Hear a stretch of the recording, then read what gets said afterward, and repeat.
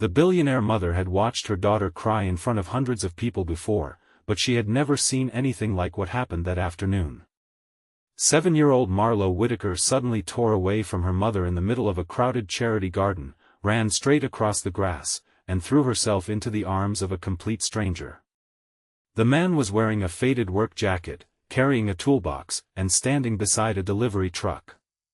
But what shocked everyone was not that Marlo knew him.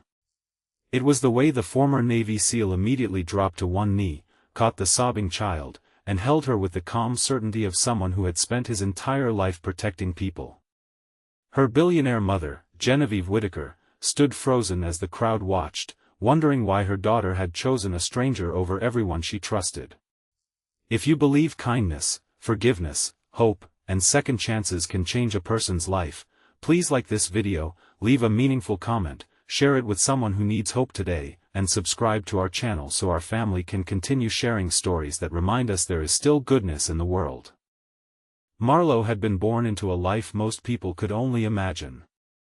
Her mother, Genevieve, owned a global luxury hospitality empire and several technology investments that had made her one of the wealthiest women in the country.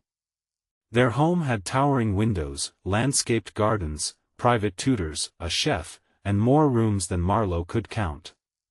Yet despite everything surrounding her, the little girl had spent most of her life feeling as though she were living inside a beautiful glass box. Her father had died when she was 3, leaving Genevieve to raise her alone while managing a business empire that demanded nearly every hour of her attention. Genevieve loved her daughter fiercely, but grief had changed the way she loved. She became protective, controlling, and terrified of anything that could hurt Marlo. Marlo was a sensitive child who noticed everything adults tried to hide. She noticed when her mother canceled a school event because of a business emergency. She noticed when Genevieve's smile became forced around photographers.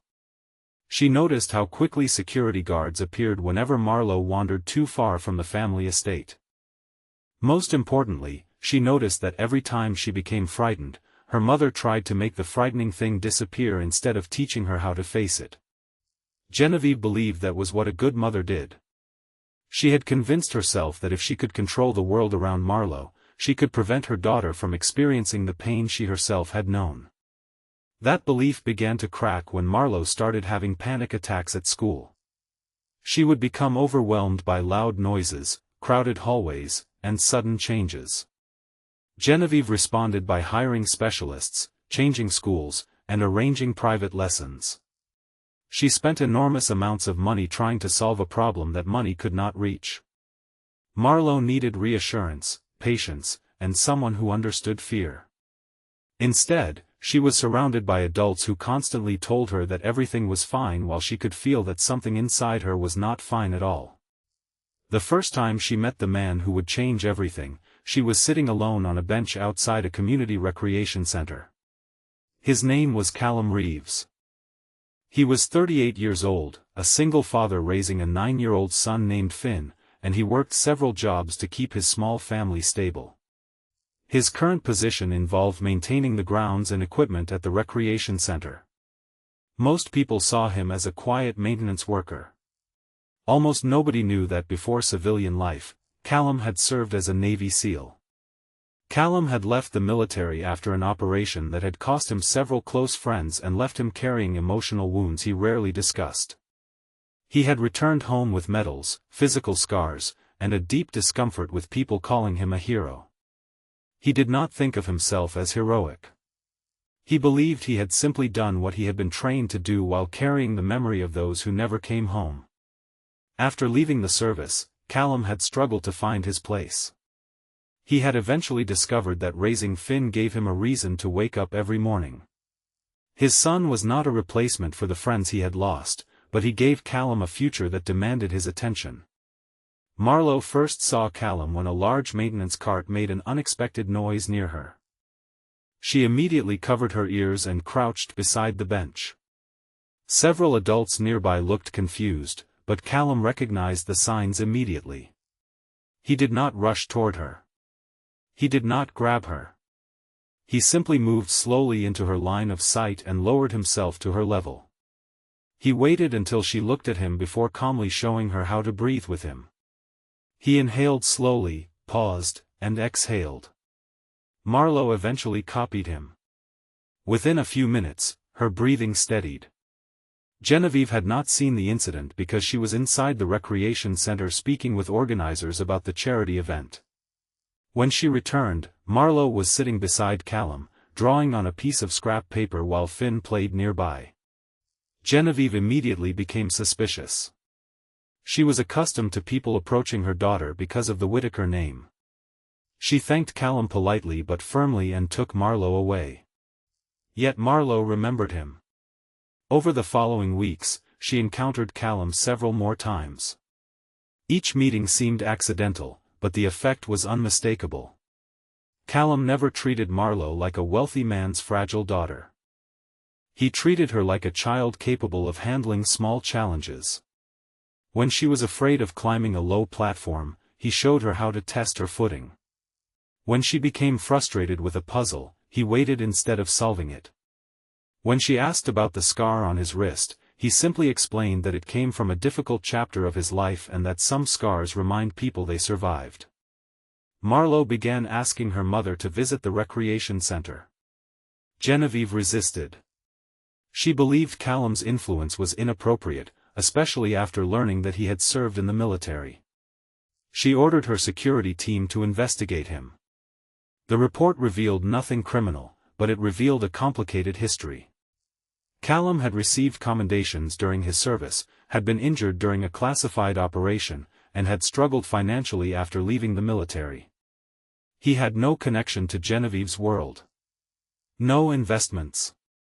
No wealthy family. No hidden business. Just a small house, a son, and a history he preferred to keep private. Genevieve should have been relieved. Instead, she became more suspicious. Then came the charity garden event. Genevieve had organized it to raise money for children's rehabilitation programs. Hundreds of guests gathered during the afternoon beneath white tents and flowering trees. Marlowe had been excited earlier that morning, but as the event became crowded, she grew increasingly uncomfortable. Genevieve noticed her daughter becoming quiet and tried to keep her close. Cameras appeared. Guests approached. Someone accidentally knocked over a metal serving tray, producing a sudden crash. Marlowe froze. Her eyes filled with tears. Genevieve reached for her, but Marlowe pulled away. The crowd became a blur. She could hear people asking what was wrong. She saw security personnel moving toward her. Then, through the sea of unfamiliar faces, she noticed Callum standing near the service area. She ran. Genevieve called after her, but Marlowe kept running. She crossed the grass and crashed into Callum's arms, sobbing so hard that her entire body shook. Callum immediately lowered himself and held her without panic. He did not tell her that there was nothing to be afraid of. He knew better. Instead, he gave her the space to feel what she was feeling until the fear began to loosen its grip. Genevieve stood several feet away, stunned. For a moment, her first instinct was anger. She wanted to pull her daughter away. She wanted to demand an explanation. She wanted to know why Marlowe trusted this stranger when she had spent years giving her everything. Then she saw something that stopped her. Callum was crying too. Not loudly. Not dramatically. A single tear moved down his cheek as he held Marlowe. Genevieve realized that this was not manipulation. It was recognition. Callum understood something about her daughter's fear that Genevieve had never learned to understand. The truth became even more painful when Callum's son, Finn, quietly approached. He had seen his father help people through fear before. He placed a hand on Marlowe's shoulder and waited. When she finally looked up, Finn smiled and showed her the small breathing exercise his father had taught him. Genevieve felt her heart break. She realized her daughter had not run away from her because she did not love her. Marlowe had run toward Callum because she knew he would not be frightened by her fear. That realization forced Genevieve to confront something she had avoided for years. Her obsession with protecting Marlo was partly about protecting herself from grief. After losing her husband, she had become terrified that another person she loved could disappear. Every risk Marlo took reminded her of that fear. So Genevieve had built walls around her daughter and called those walls love. The conversation that followed was not easy. Genevieve admitted that she had judged Callum because of his job and his financial situation.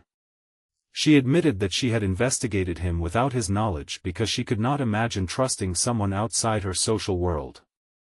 Callum did not become angry. He understood fear too well to punish someone for having it. But he also told Genevieve, through a quiet and honest conversation, that children do not become safer when every danger is removed. They become stronger when someone teaches them that fear can be survived. Those words stayed with Genevieve. Over the next several months, she changed slowly. She began attending Marlo's therapy sessions instead of simply paying for them. She learned how panic worked. She stopped interrupting when Marlo tried to explain her feelings. She allowed her daughter to make small mistakes without immediately fixing them. She also changed the way she viewed Callum. One afternoon, Genevieve discovered Callum sitting at a picnic table helping Finn with homework while Marlo painted beside them. For the first time, she saw what her daughter had seen from the beginning. Callum was not special because he had been a SEAL. He was special because he had survived terrible things without allowing those experiences to make him cruel. Callum eventually told Genevieve about the hardest part of returning from military service. It had not been the physical injuries or the memories. It had been discovering that everyone expected him to return to normal while he no longer knew what normal meant. He had felt useless until Finn gave him a reason to rebuild. Genevieve understood that his greatest strength was not his military background. It was his ability to remain gentle after life had given him every reason to become hard. Genevieve eventually created a foundation dedicated to supporting military families and children dealing with anxiety, trauma, and major life changes. But this time, she refused to simply write checks and leave. She worked beside the people the foundation served. Callum became one of its advisors, not because he was a former SEAL, but because he understood what it meant to rebuild a life. Marlo became involved too. She started creating paintings for children in hospitals and rehabilitation centers. Her artwork often showed frightened children standing beside people who refused to leave them alone. Her favorite painting showed a small girl holding a woman's hand while a former soldier stood nearby with a reassuring smile. Above them was a wide blue sky. Years later, Marlo would remember that afternoon in the garden as the moment her life changed. Not because she met a former Navy SEAL. Not because her mother finally discovered his past.